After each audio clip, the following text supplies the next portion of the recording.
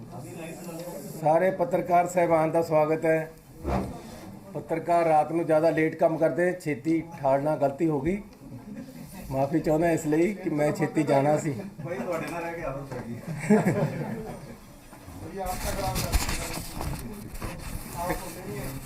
खराब हुई हैं ठीक करती हैं। बहुत धन्यवाद। एक पहला मैं थोनों दसना चाहना, पिछलियां दो कैबिनेट से दे विच जिहड़े फैसले असीं लए है वो तुहाडे तक नहीं पहुंचे सी, इस करके भी पहला मैं वो भी तुहानूं दसना चाहना है ते बाकी जो तुसीं कहोगे वो भी गल्लां करांगे। खेती किसान ते जिहड़ा कर्जा है उस दा बोझ किसान झल्लण तो असमर्थ होया होया है। इस तरीके के हालात बने हुए है ते पंजाब सरकार ने 2 लाख तक दे 5 एकड़ तक वाले किसानां दे कर्जे जिहड़े आ ओह माफ़ करन दा ऐलान कीता सी। उहदे विच लगभग 1.5 लाख किसानां दा कर्जा अजे माफ़ नहीं होया ते नाल जिहड़ा लैंड मॉर्गेज बैंक है, जिहड़ा कि किसान ज़्यादातर लैंड मॉर्गेज बैंक तो कर्जा लेंदे हैं, वो भी इहदे विचों रह गया सी। उहदे 2 एकड़ 5 एकड़ तक दे 2 लाख तक दे कर्जे जिहड़े वो माफ़ नहीं सी होए। सो कल किसान यूनियन भी मिलियां सी।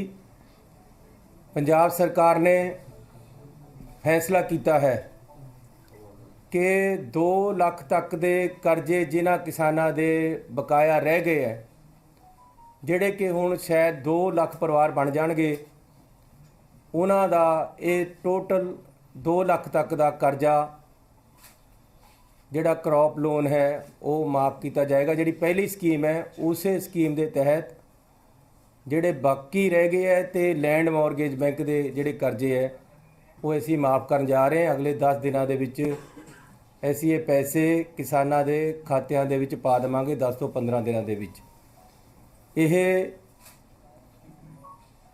लैंड मॉर्गेज बैंक का वैसे असी हिसाब अजे कढ़ना है क्योंकि कल ही ये बारे फैसला होया है, लेकिन लगभग 2000 करोड़ रुपया असी किसानां नूं उन्हां दे कर्जियां दी वापसी दे विच देण जा रहे हैं।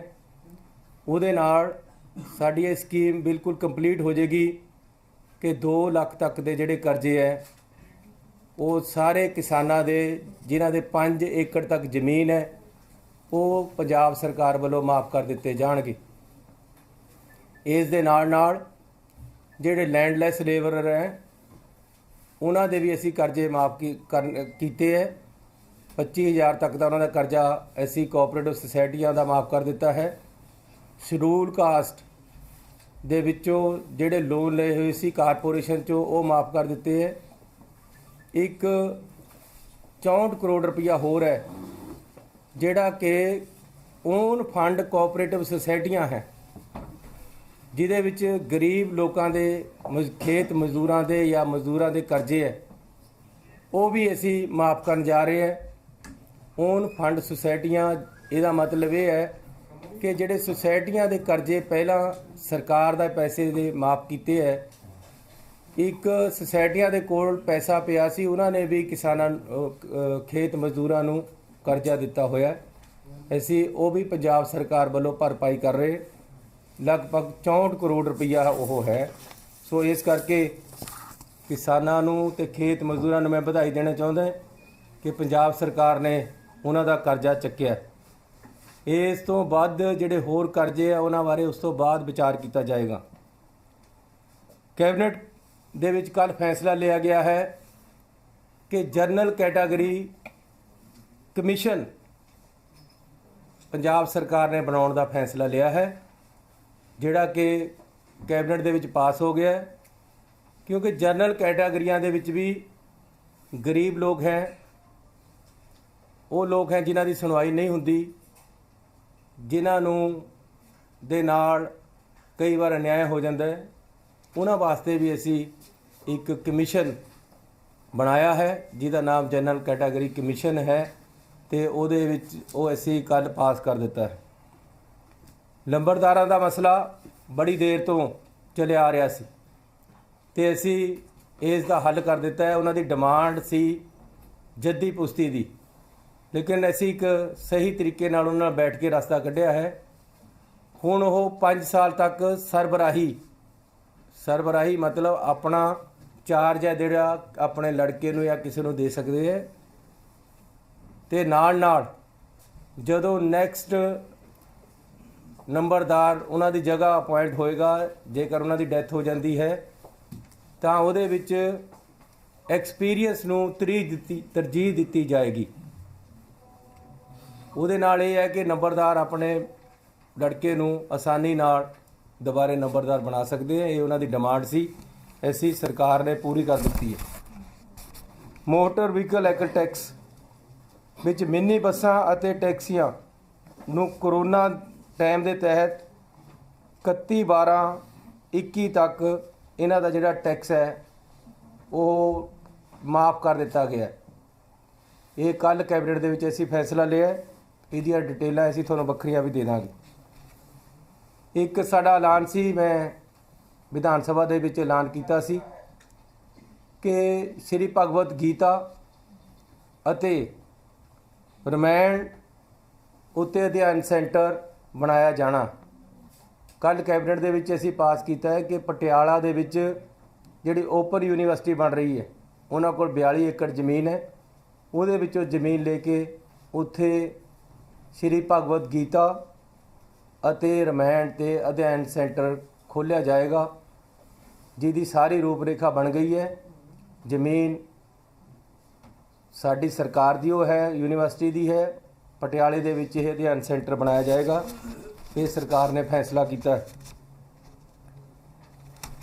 ਪੰਜਾਬ ਸਰਕਾਰ ਨੇ, ਕਿਉਂਕਿ ਜਿਹੜੀਆਂ ਪੰਜਾਬੀ ਫਿਲਮਾਂ ਹੈ ਇਹਨਾਂ ਦੀ ਬੜੀ ਮਹੱਤਤਾ ਹੋ ਗਈ ਹੈ। ਪੰਜਾਬੀ ਮਿਊਜ਼ਿਕ ਨੂੰ ਵਰਲਡ ਵਾਈਡ ਪਸੰਦ ਕੀਤਾ ਜਾ ਰਿਹਾ ਹੈ। ਅੱਜ ਕੱਲ੍ਹ ਪੰਜਾਬੀ ਮਿਊਜ਼ਿਕ ਦੇ ਬਿਨਾਂ ਬਾਲੀਵੁੱਡ ਦੀਆਂ ਫਿਲਮਾਂ ਵੀ ਕਾਮਯਾਬ ਨਹੀਂ ਹੋ ਰਹੀਆਂ। ਇਸ ਲਈ ਇਸ ਨੂੰ बढ़ावा देने ਲਈ ਅਸੀਂ ਇੱਕ film and television development council ਤਿਆਰ ਕੀਤੀ ਹੈ, ਜਿਹਦਾ ਕੱਲ੍ਹ ਫੈਸਲਾ ਲਿਆ ਹੈ। ਇਹਦੇ ਵਿੱਚ ਫਿਲਮਾਂ ਬਣਾਉਣ ਵਾਲੇ ਐਕਟਰ, ਪ੍ਰਮੋਟਰ, ਡਾਇਰੈਕਟਰ, ਇਹਨਾਂ ਨੂੰ ਜਿਸ ਤਰ੍ਹਾਂ ਪੰਜਾਬ ਆਰਟਸ ਕੌਂਸਲ ਹੈ, ਇਹ ਪੰਜਾਬ ਦੇ ਵਿੱਚ film and television development council Punjab ਸਰਕਾਰ ਬਣਾਉਣ ਜਾ ਰਹੀ ਹੈ। ਕੱਲ੍ਹ ਇਹਦਾ ਅਸੀਂ ਫੈਸਲਾ ਕਰ ਲਿਆ ਅਤੇ ਇਹ ਇਸੇ 10 ਦਿਨਾਂ ਦੇ ਵਿੱਚ ਅਸੀਂ ਇਸ ਨੂੰ ਬਣਾ ਦਾਂਗੇ।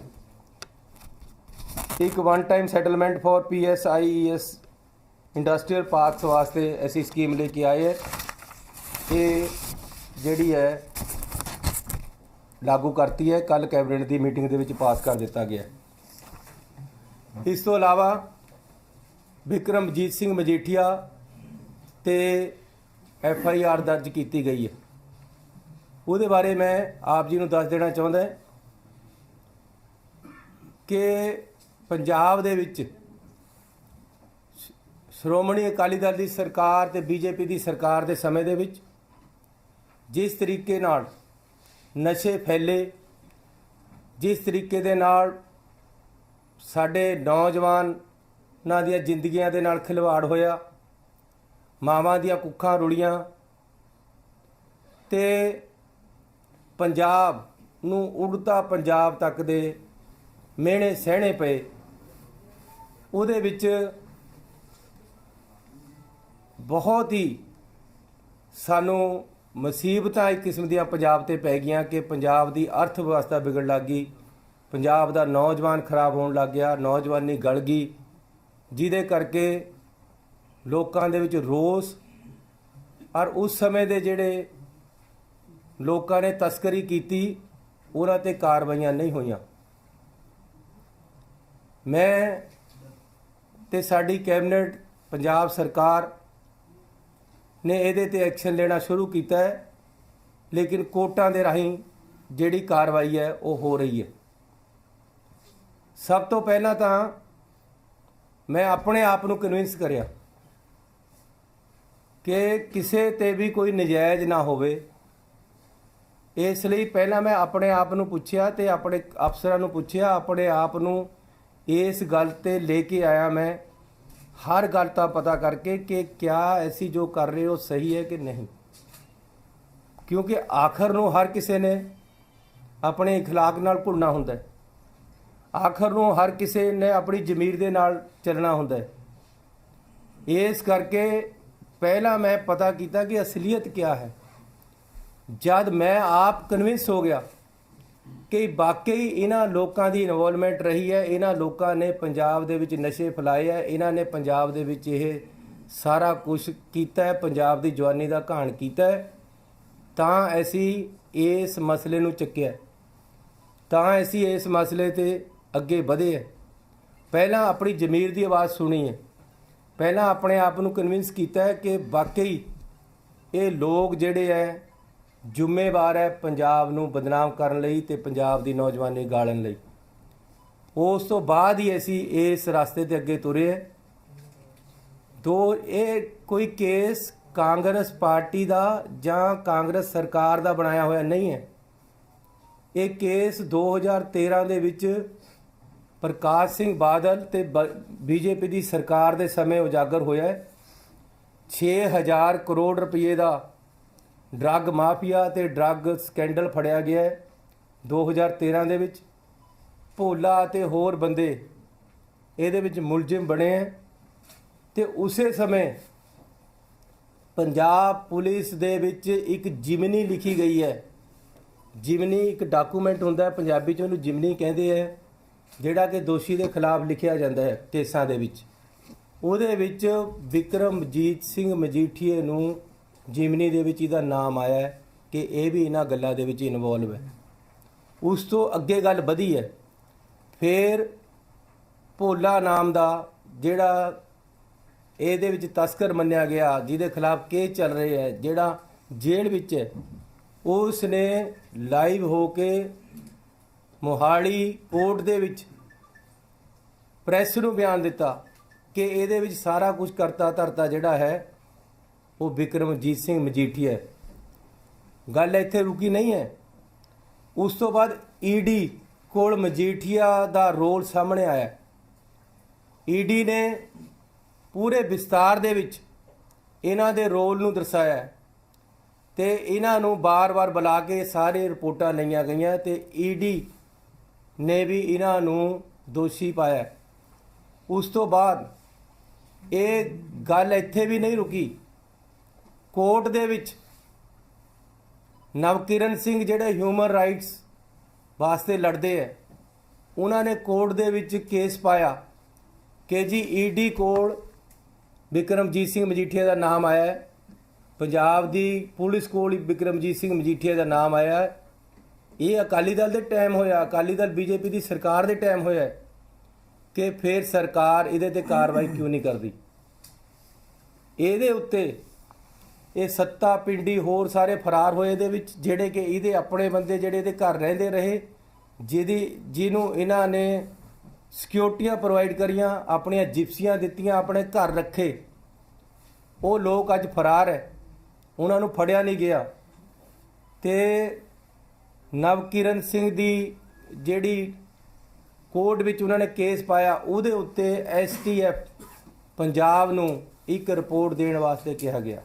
ਇਹ ਕੋਰਟ ਦੇ ਮਸਲੇ ਹੈ, ਕੋਰਟ ਹਾਈ ਕੋਰਟ ਨੇ ਕਿਹਾ ਹੈ, ਉਹਦੇ ਵਿੱਚ ਹਾਈ ਕੋਰਟ ਦੇ ਕਹਿਣ ਤੇ ਐਸਟੀਐਫ ਪੰਜਾਬ ਨੇ ਸਿੱਧੂ ਜੀ ਦੇ ਏਡੀਜੀਪੀ ਹੈ, ਇੰਚਾਰਜ ਹੈ, ਉਹਨਾਂ ਨੇ ਇੱਕ ਰਿਪੋਰਟ ਦਿੱਤੀ ਕਿ ਜੀ ਆਹ ਰਿਪੋਰਟ ਹੈ, ਹਾਈ ਕੋਰਟ ਦੇ ਵਿੱਚ ਸਬਮਿਟ ਕਰਾਤੀ। ਇਹ 2017 ਦੀ ਗੱਲ ਹੈ, ਅੱਜ ਦੀ ਗੱਲ ਨਹੀਂ ਹੈ। ਅਕਾਲੀ ਦਲ ਦੀ ਸਰਕਾਰ ਦੇ ਵਿੱਚ ਪਹਿਲਾਂ ਸਾਰਾ ਕੁਝ ਹੋਇਆ। ਉਸ ਤੋਂ ਬਾਅਦ 2017 ਚ ਹਾਈ ਕੋਰਟ ਨੇ ਰਿਪੋਰਟ ਲਈ, ਹਾਈ ਕੋਰਟ ਦੇ ਵਿੱਚ ਰਿਪੋਰਟ ਗਈ।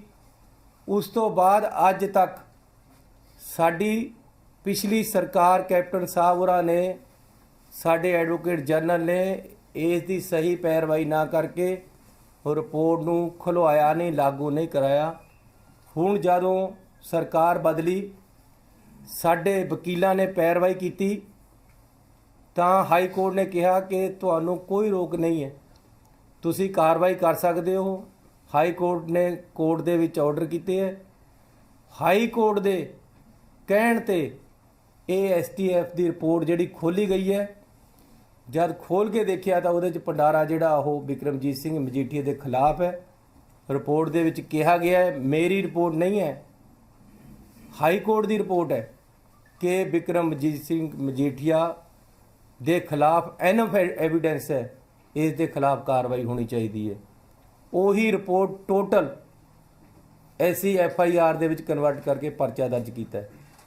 ਉਸ ਦੀ ਕਾਰਵਾਈ ਅੱਗੇ ਚੱਲ ਰਹੀ ਹੈ। ਇਹ ਲੜਾਈ ਇੱਕ ਵੱਡੀ ਲੜਾਈ ਹੈ। ਇਹਦੇ ਵਿੱਚ ਵੱਡੇ ਮਗਰਮੱਛ ਹੈ ਤੇ ਵੱਡੀਆਂ ਤਾਕਤਾਂ ਹੈ। ਵੱਡੀਆਂ ਤਾਕਤਾਂ ਦੇ ਸਾਹਮਣੇ ਸਾਨੂੰ ਆਪਣੇ ਆਪ ਨੂੰ ਤਕੜਾ ਕਰਕੇ ਚਟਾਨ ਵਾਂਗੂ ਖੜਨਾ ਪੈ ਰਿਹਾ ਹੈ, ਕਿਉਂਕਿ ਸੇਵਾ ਦੇਸ਼ ਦੀ ਜ਼ਿੰਦੜੀਏ ਬੜੀ ਔਖੀ। ਗੱਲਾਂ ਕਰਨੀਆਂ ਬਹੁਤ ਸੁਖਾਲੀਆਂ ਨੇ। ਜਿਨ੍ਹਾਂ ਇਸ ਸੇਵਾ ਵਿੱਚ ਪੈਰ ਪਾਇਆ ਉਹਨਾਂ ਲੱਖ ਮੁਸੀਬਤਾਂ ਘਾਲੀਆਂ ਨੇ। ਜੇ ਊਧਮ ਸਿੰਘ ਜੀ ਸਾਡੇ ਵਾਸਤੇ ਕੁਰਬਾਨੀਆਂ ਕਰ ਸਕਦੇ, ਜੇ ਸਾਨੂੰ ਭਗਤ ਸਿੰਘ ਜੀ ਇੱਕ ਰਾਸਤਾ ਦਿਖਾ ਕੇ ਜਾ ਸਕਦੇ, ਤਾਂ ਸਾਡਾ ਫਰਜ਼ ਬਣਦਾ ਹੈ ਕਿ ਅਸੀਂ ਦੇਸ਼ ਵਿਰੋਧੀ, ਸਮਾਜ ਵਿਰੋਧੀ ਤਾਕਤਾਂ ਦੇ ਖਿਲਾਫ ਤਕੜੇ ਹੋ ਕੇ ਖੜੀਏ। ਮੈਂ ਗਰੀਬ ਪਰਿਵਾਰ 'ਚੋਂ ਪੈਦਾ ਹੋਇਆ, ਲੇਕਿਨ ਨਾ ਮੈਨੂੰ ਪੈਸੇ ਦੀ ਲੋੜ ਹੈ, ਨਾ ਮੈਨੂੰ ਤਾਕਤ ਦੀ ਭੁੱਖ ਹੈ। ਸਿਰਫ ਤੇ ਸਿਰਫ ਜੇ ਇਸ ਲੜਾਈ ਵਿੱਚ ਕੁੱਦੇ ਹੈ ਤਾਂ ਪੰਜਾਬ ਦੀ ਜਵਾਨੀ ਵਾਸਤੇ ਕੁੱਦੇ ਹੈ। ਜੇ ਇਸ ਲੜਾਈ ਦੇ ਵਿੱਚ ਕੁੱਦੇ ਹੈ ਤਾਂ ਪੰਜਾਬ ਦੀਆਂ ਮਾਵਾਂ ਦੀਆਂ ਕੁੱਖਾਂ ਵਾਸਤੇ ਕੁੱਦੇ ਹੈ। ਜੇ ਇਸ ਲੜਾਈ 'ਚ ਕੁੱਦੇ ਹੈ ਤਾਂ ਸਮਾਜ ਦੇ ਸੁਧਾਰ ਵਿੱਚ ਵਾਸਤੇ ਕੁੱਦੇ ਹੈ। ਸਾਨੂੰ ਕੋਈ ਪਰਵਾਹ ਨਹੀਂ ਹੈ, ਕੋਈ ਖਤਰਾ ਆਉਣ ਵਾਲੇ ਦਿਨਾਂ ਦੇ ਵਿੱਚ ਸਾਨੂੰ ਆਪਣੇ ਇਰਾਦਿਆਂ ਤੋਂ ਰੋਕ ਨਹੀਂ ਸਕਦਾ। ਮੈਂ ਆਪਣੇ ਉਹਨਾਂ ਨੌਜਵਾਨਾਂ ਨੂੰ ਬਹੁਤ ਪਸੰਦ ਕਰਦਾ ਜਿਹੜੇ ਫੋਟੋ ਭਗਤ ਸਿੰਘ ਦੀ ਲਗਾ ਕੇ ਰੱਖਦੇ, ਕਿਉਂਕਿ ਉਹਨਾਂ 'ਚ ਕੋਈ ਖੋਟ ਨਹੀਂ ਹੁੰਦੀ। ਮੈਂ ਉਸ ਭਗਤ ਸਿੰਘ ਤੋਂ ਇੰਸਪੀਰੇਸ਼ਨ ਲੈ ਰਿਹਾ, ਕਿਉਂਕਿ ਸਾਡਾ ਫਰਜ਼ ਬਣਦਾ ਹੈ ਜਿਹੜਾ ਸਾਡੀਆਂ ਪਿਛਲੀਆਂ ਸਰਕਾਰਾਂ ਨੇ ਨਹੀਂ ਕੀਤਾ। ਕਿਉਂਕਿ ਉਹਦੇ ਆਪਣੇ ਰਿਸ਼ਤੇਦਾਰ ਹੋਮ ਮਿਨਿਸਟਰ ਸੀ, ਉਹਦਾ ਆਪਣਾ ਰਿਸ਼ਤੇਦਾਰ ਮੁੱਖ ਮੰਤਰੀ ਸੀ, ਇਸ ਕਰਕੇ ਉਹਨਾਂ ਨੇ ਇਸ ਬੰਦੇ ਤੇ ਕਾਰਵਾਈ ਨਹੀਂ ਕੀਤੀ। ਅਜਿਹੇ ਇੱਕ ਨਹੀਂ ਹੋਰ ਵੀ ਨਿਕਲਣਗੇ। ਆਪਣੇ ਰਿਸ਼ਤੇਦਾਰ ਨੂੰ ਬਚਾਇਆ ਗਿਆ ਹੈ, ਸਰਪ੍ਰਸਤੀ ਦਿੱਤੀ ਗਈ ਹੈ, ਤੇ ਅੱਜ ਪੰਜਾਬ ਇਹਨਾਂ ਨੇ ਬਦਨਾਮ ਕੀਤਾ ਸੀ। ਉਸ ਗੱਲ ਨੂੰ ਅੱਗੇ ਲੈ ਕੇ ਆਉਣਾ ਹੈ। ਅੱਗੇ ਨੂੰ ਉਹ ਲੋਕ ਜਿਹੜੇ ਪੰਜਾਬ ਦੇ ਵਿੱਚ ਅਜੇ ਵੀ ਨਸ਼ਿਆਂ ਦੀ ਤਸਕਰੀ ਕਰਦੇ, ਉਹਨਾਂ ਨੂੰ ਵੀ ਇੱਕ ਸਬਕ ਉਹ ਸਿਖਾਉਣਾ ਹੈ। ਜਿਹੜੇ ਨਸ਼ੇ ਕਰਦੇ ਆ, ਥੋੜ੍ਹੇ ਥੋੜ੍ਹੇ ਬੱਚਿਆਂ ਨੂੰ ਲਗਾਤਾ, ਜਿਨ੍ਹਾਂ ਦੀ ਜਵਾਨੀਆਂ ਗਾਲਤੀਆਂ, ਉਹਨਾਂ ਨੂੰ ਫੜ ਕੇ ਅੰਦਰ ਦੇਈ ਜਾਂਦੇ ਐ ਸੀ। ਉਹ ਤਾਂ ਨਹੀਂ ਤਾਂ ਮਜਬੂਰੀ ਬੜੀ ਵੀ ਹੈ ਕਿ ਜੀ ਉਹ ਨਸ਼ਾ ਕਰਨਾ ਪੈ ਰਿਹਾ ਉਹਨਾਂ ਨੂੰ, ਕਿਉਂਕਿ ਉਹਨਾਂ ਦੀ ਲੱਤ ਲੱਗ ਗਈ ਹੈ ਸਰੀਰ ਨੂੰ। ਉਹਨਾਂ ਨੂੰ ਤਾਂ ਸਹਿਨਬੁੱਤੀ ਦੇ ਨਾਲ ਅਸੀਂ ਆਪਣੇ ਹਸਪੀਟਲਾਂ ਜਾ ਕੇ ਠੀਕ ਕਰਾਉਣਾ ਹੈ। ਫੜਨਾ ਤਾਂ ਇਹਨਾਂ ਲੋਕਾਂ ਨੂੰ ਹੈ ਜਿਨ੍ਹਾਂ ਨੇ ਸਾਰਾ ਕੁਝ ਕਰਾਇਆ ਹੈ। ਇਸ ਕਰਕੇ ਔਰ ਫਿਰ ਮੈਂ ਤੁਹਾਨੂੰ ਇਸ ਤੋਂ ਅੱਗੇ ਵੀ ਗੱਲ ਕਰਨਾ ਚਾਹੁੰਦਾ ਕਿ ਆਮ ਆਦਮੀ ਪਾਰਟੀ ਵਾਲੇ ਅੱਜ ਕਹਿੰਦੇ ਆ ਜੀ ਇਹ ਤਾਂ ਡਰਾਮਾ ਕਰਤਾ। ਮੈਂ ਕਹਿੰਦਾ ਇਹ ਜਿਹਾ ਡਰਾਮਾ ਕਰਕੇ ਦੇਖੋ, ਕੋਈ ਪਤਾ ਲੱਗੇਗਾ ਨਾ ਵੀ ਕਿਆ ਭਾਅ ਵਿਕਦੀ ਹੈ ਤੇ ਕਿਸ ਤਰ੍ਹਾਂ ਖੜਨਾ ਪੈਂਦਾ, ਕਿਸ ਤਰ੍ਹਾਂ ਪੁਲਿਸ ਅਫਸਰਾਂ ਨੂੰ ਖਿਡਾਉਣਾ ਪੈਂਦਾ ਹੈ, ਕਿਸ ਤਰੀਕੇ ਦੇ ਨਾਲ ਅਗਲੇ ਕਰੋੜਾਂ ਅਰਬਾਂ ਰੁਪਈਆ ਆਫਰ ਕਰਦੇ ਹੈ, ਕਿਸ ਤਰੀਕੇ ਦੇ ਨਾਲ ਦਬਕੇ ਵੱਜਦੇ ਸਾਡੇ ਅਫਸਰਾਂ ਨੂੰ। ਇਹ ਤਾਂ ਕੇਜਰੀਵਾਲ ਆ ਕੇ ਦੇਖੇ, ਕੇਜਰੀਵਾਲ ਨੂੰ ਤਾਂ ਇੱਕੋ ਦਬਕਾ ਵੱਜਿਆ ਸੀ। ਆ ਉਹਦਾ ਐਫੀਡੇਵਿਟ ਹੈ, ਮਾਫੀਨਾਮਾ ਜਿਹੜਾ ਉਹਨੇ ਕੋਰਟ ਦੇ ਵਿੱਚ ਜਮ੍ਹਾਂ ਕਰਾਇਆ। ਮੈਂ ਆਪ ਜੀ ਨੂੰ ਜਾਣਕਾਰੀ ਵਾਸਤੇ ਪੜ੍ਹ ਕੇ ਸੁਣਾ ਰਿਹਾ। ਆਮ ਆਦਮੀ ਪਾਰਟੀ ਦਾ ਜਿਹੜਾ ਕਰਤਾ ਧਰਤਾ ਕੇਜਰੀਵਾਲ ਇਸੇ ਮਜੀਠੀਏ ਤੋਂ ਮਾਫੀ ਮੰਗ ਕੇ ਭੱਜ ਗਿਆ ਸੀ। ਇਹ ਭਗੌੜਾ ਹੈ। ਭਗਵੰਤ ਮਾਨ ਵਰਗਿਆਂ ਨੇ ਇਸ ਨੂੰ ਸ਼ਹਿ ਦਿੱਤੀ ਨਾਲ। ਜਿਹੜਿਆਂ ਦੇ ਵਿੱਚ ਥੋੜ੍ਹੇ ਬਹੁਤੇ ਦੇਸ਼ ਪ੍ਰਸਤੀ ਦੇ ਕਣ ਸੀ, ਉਹ 10 MLA ਇਸ ਨੂੰ ਇਸ ਕਰਕੇ ਛੱਡ ਕੇ ਚਲੇ ਗਏ ਕਿ ਸਾਡੇ ਨੌਜਵਾਨਾਂ ਦੀ ਜਵਾਨੀ ਗਲਦੀ ਦੇਖ ਕੇ ਤੈਨੂੰ ਜ਼ਿਆਦਾ ਪਿਆਰੀ ਹੋ ਗਈ ਦਿੱਲੀ ਦਾ ਮੁੱਖ ਮੰਤਰੀ ਬਣਨਾ। ਤੂੰ ਡਰ ਗਿਆ, ਤੂੰ ਖੜ ਨਹੀਂ ਸਕਿਆ ਸਾਹਮਣੇ, ਪਹਿਲਾਂ ਦਗਮਜੇ ਮਾਰਦੇ ਸੀ ਚੋਣਾਂ ਤੋਂ ਪਹਿਲਾਂ ਵੋਟਾਂ ਲੈਣ ਨੂੰ। ਜਦ ਵੋਟਾਂ ਖਤਮ ਹੋ ਗਈਆਂ ਤਾਂ ਆਹ ਮਾਫੀਨਾਮਾ ਕੇਜਰੀਵਾਲ ਨੇ ਕੋਰਟ ਵਿੱਚ ਦਿੱਤਾ। ਲੈਟਰ ਹੈ ਉਹਦਾ, ਲੈਟਰ ਹੈਡ ਤੇ ਆ ਮੈਂ ਹੁਣ ਤੁਹਾਨੂੰ ਪੜ੍ਹ ਕੇ ਸੁਣਾ ਰਿਹਾ। ਆਮ ਆਦਮੀ ਪਾਰਟੀ ਦਾ ਲੈਟਰ ਹੈਡ ਹੈ, ਕੇਜਰੀਵਾਲ ਦੇ ਦਸਤਖਤ ਹੈ। Subject retraction of allegations made against you and an offer of regret।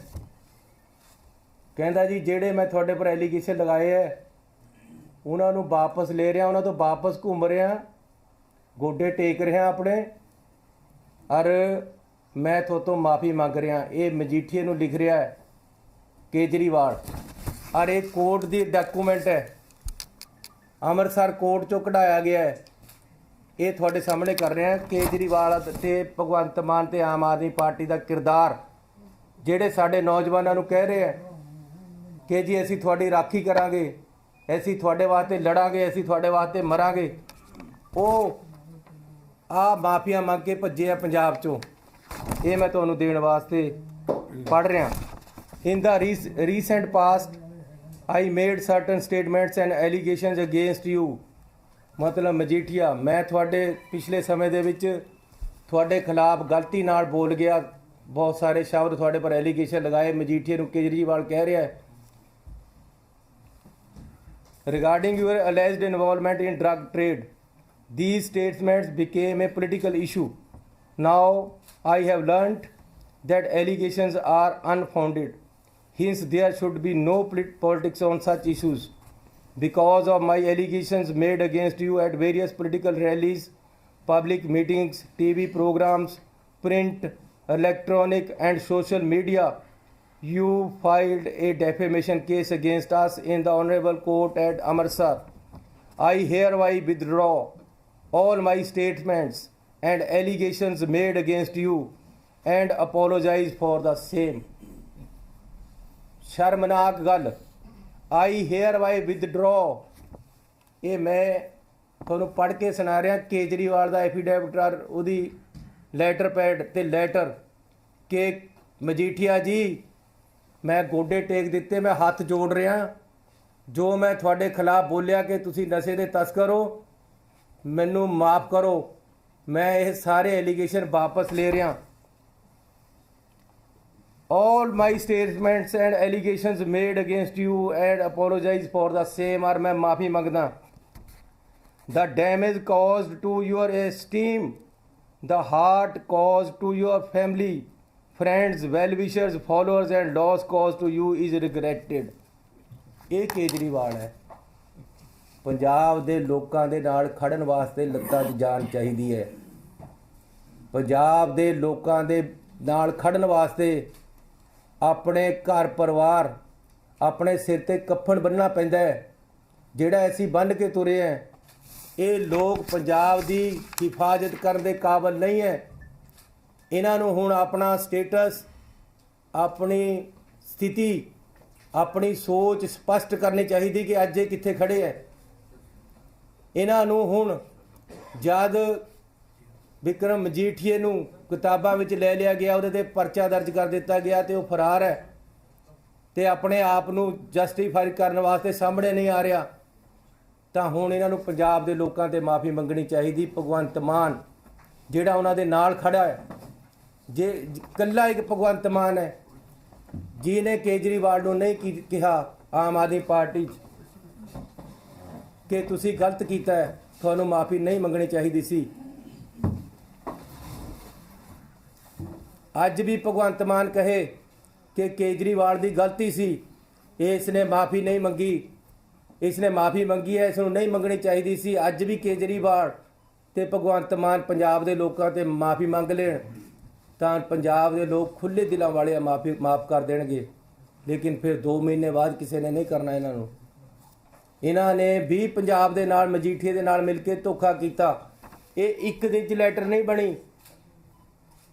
ਇਹ ਦਿੱਲੀ ਦਾ ਜਿਹੜਾ ਹੁਣੇ ਲੀਡਰ ਬੀਜੇਪੀ 'ਚ ਸ਼ਾਮਲ ਹੋਇਆ, ਕਿਆ ਨਾਮ, ਸਿਰਸਾ, ਉਸ ਨੇ ਇਹਨਾਂ ਦਾ ਬੈਠ ਕੇ ਸਮਝੌਤਾ ਕਰਾਇਆ ਸੀ। ਭਗਵੰਤ ਮਾਨ,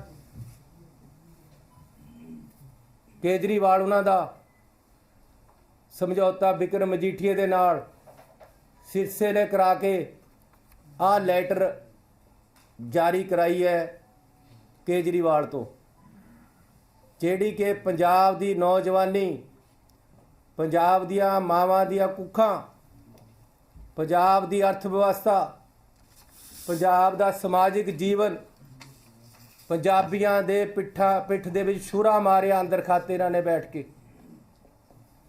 इसलिए केजरीवाल इसका जवाब देवे। तो मैं बिल्कुल क्लीयर कर देना चाहता है,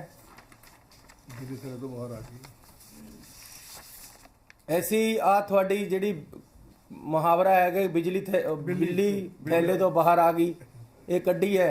यही जी बिल्ली एक कैप्टन अमरिंदर सिंह भी है, वो भी कड्डी है। वो भी हुण मजीठी के हक च बोलते हैं, रिश्तेदारियां याद आ गई। वो दिन याद नहीं है जिस दिन कहता हुंदा सी ये छोटा जिहा बलूंगड़ा मैं इहनूं देखूंगा। हुण बलूंगड़े दे नाल बिल्ली भी बाहर आ गई, दोनों आ गए बाहर। सो मैं कहना चाहता है कि ऐसी गरीब हो सकते हैं, कमज़ोर नहीं है।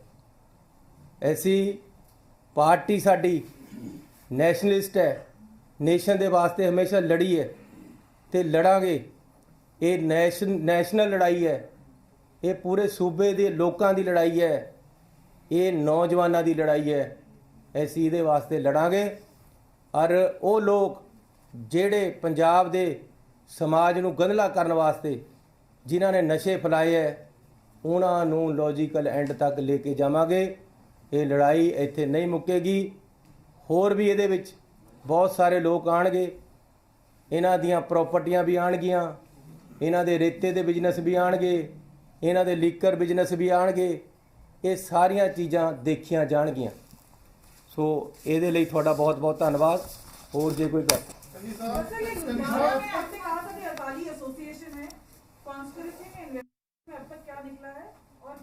मैंने नहीं कहा था जी, मैंने ये नहीं कहा कि एसोसिएटेड है। मैंने ये कहा है कि ये जो नशे का माफिया है इसके ऊपर कार्रवाई शुरू हुई है। हो सकता है कि ये जो धमाका हुआ है, क्योंकि कोर्ट में हुआ है, इधर मोहाली कोर्ट में केस लगा हुआ है और लुधियाना कोर्ट में बम धमाका हो रहा है। मैंने कहा हो सकता है इसका लिंक हो, इसकी तहकीकात की जा रही है। आज केंद्र से भी आज लीडर आ रहे हैं, मंत्री जी आ रहे हैं, मैं भी कल गया था। हाँ, जो हरमंदर साहब और कपूरथला में हुआ है उसकी भी हम, क्योंकि हरमंदर साहब एसजीपीसी ने कहा पहले हम जांच करेंगे, हमने कहा करो। कपूरथला में बात आगे बढ़ रही है, वहाँ कोई पंजाबी च बोलना जी तुसीं इजाजत। कपूरथला दे विच जेड़ा बेअदबी की गल हुई है, वो सानू बेअदबी की कोई उत्थे गल नहीं मिली ते किसी तरह का कोई एविडेंस नहीं है कि बेअदबी हुई है। वो एक बंदा अपने घर के उपर महाराज की सवारी नूं उन्होंने रखा होया, थल्ले वो आप रहिंदे है ते ये गल कतल वालू गई है।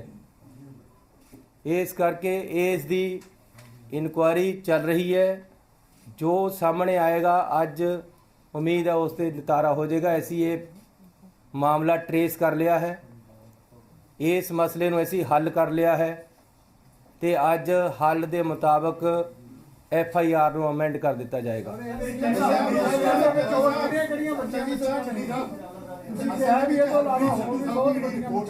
हाँ जी,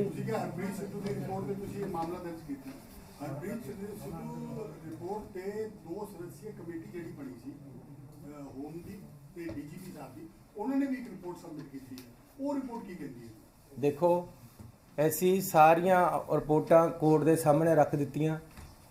वो रिपोर्ट भी कोर्ट के सामने गई है।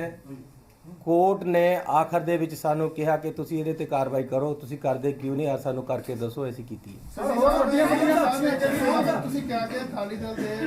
विक्रम मजीठिया है, होर भी काफी बंदे आ रहे ने, तुसीं जांच कर रहे हो, एक कोई होर जिहड़ी अगे है केवल एक पार्टी दा है जां होर पोलीटिकल बंदे भी है, क्योंकि काफी ਵੱਡਾ ਤੁਸੀਂ ਜਿਵੇਂ ਤਾਂ ਨੈਟਵਰਕ ਹੈਗਾ ਵੀ ਕਿਹੜੇ ਕਿਹੜੇ ਹੈਗੇ ਕੱਲਾ ਇਹ STF ਦੀ ਰਿਪੋर्ट ਤੇ ਪਰਚਾ ਦਰਜ ਹੋ ਗਿਆ ਹੈ।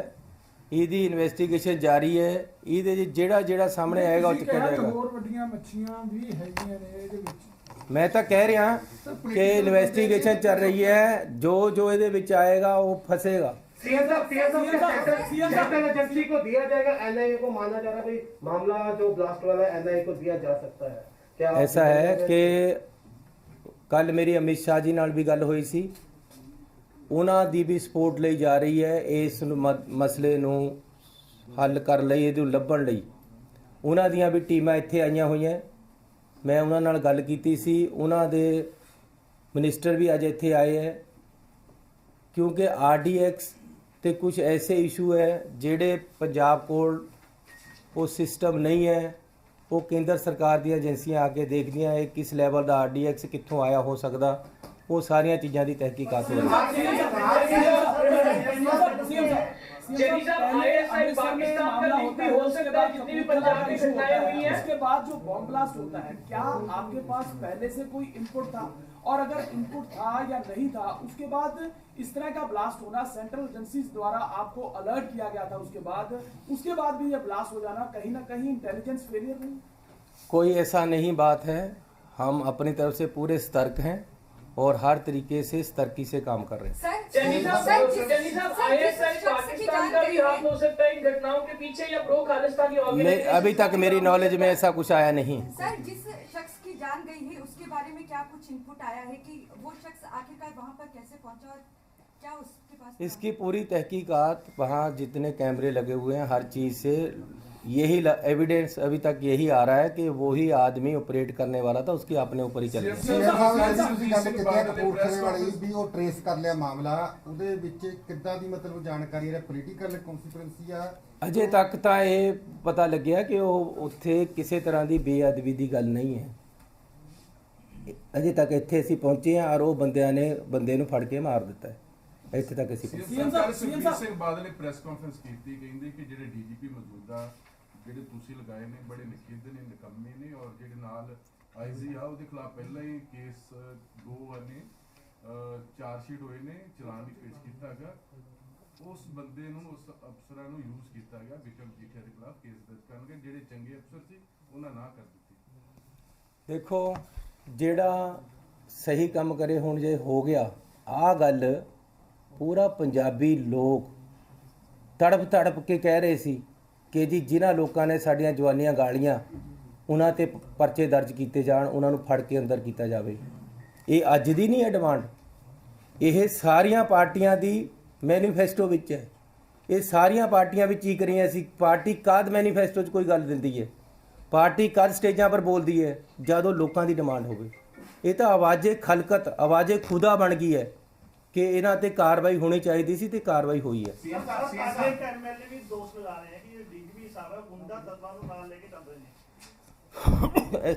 ਐਸੀ ਕੋਈ ਗੱਲ ਨਹੀਂ ਹੈ। ਮੈਂ ਪਰਮਿੰਦਰ ਸਿੰਘ ਪਿੰਕੀ ਨਾਲ ਵੀ ਗੱਲ ਕੀਤੀ ਹੈ, ਉਹਦੇ ਨਾਲ ਬਿਠਾ ਕੇ ਉਹਨਾਂ ਨੂੰ ਸੁਣਿਆ ਹੈ।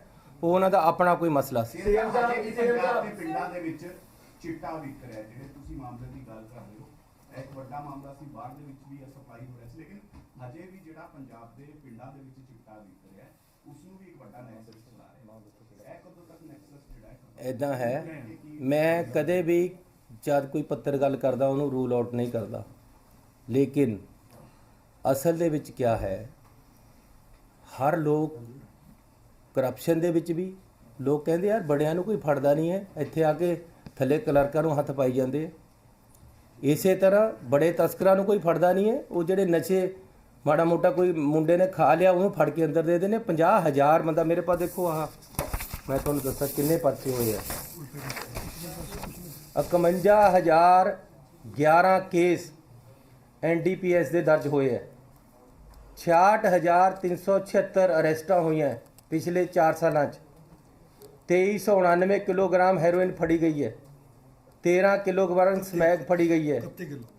31 ਕਿਲੋਗ੍ਰਾਮ 220 ਕਰੋੜ ਦੀ ਪ੍ਰਾਪਰਟੀ ਜ਼ਬਤ ਕੀਤੀ ਗਈ ਹੈ। ਲੇਕਿਨ ਇਹ ਜਿਹੜੇ 66,000 ਬੰਦੇ ਬੜੇ ਤਸਕਰ ਨਹੀਂ ਹੈ। ਇਹਦੇ ਵਿੱਚ ਜ਼ਿਆਦਾ ਉਹ ਹੈ ਜਿਹੜੇ ਲੋਕ ਨੂੰ ਲੱਤ ਤੇ ਲਗਾ ਲਿਆ ਗਿਆ ਤੇ ਫੜ ਉਹ ਖਾਣ ਲੱਗ ਗਏ।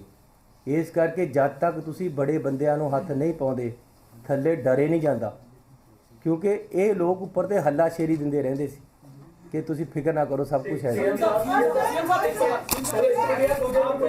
का मुआयना किया है जो